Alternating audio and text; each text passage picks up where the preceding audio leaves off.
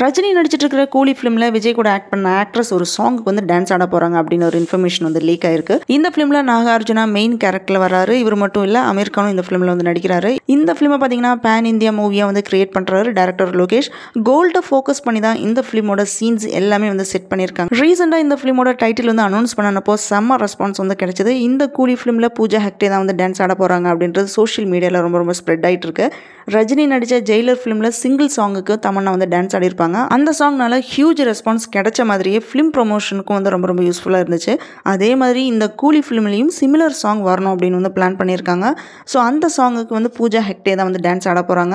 இவங்க விஜய் கூட பீஸ்ட் ஃபிலிமில் வந்து நடிச்சிருக்காங்க. அதுக்கப்புறம் ஜனநாயகன் ஃபிலிம்லையும் வந்து நடிச்சிட்டு இருக்காங்க. இவங்க கூலி ஃபிலிமில் சிங்கிள் சாங்குக்கு வந்து டான்ஸ் ஆட போகிறத பற்றி ஃபிலிம் க்ரியூஸ் இன்னுமே வந்து கன்ஃபார்ம் பண்ணிட்டு இல்லை. பட் இந்த இன்ஃபர்மேஷன் மட்டும் வந்து ஸ்ப்ரெட் ஆகிட்டு இருக்கு.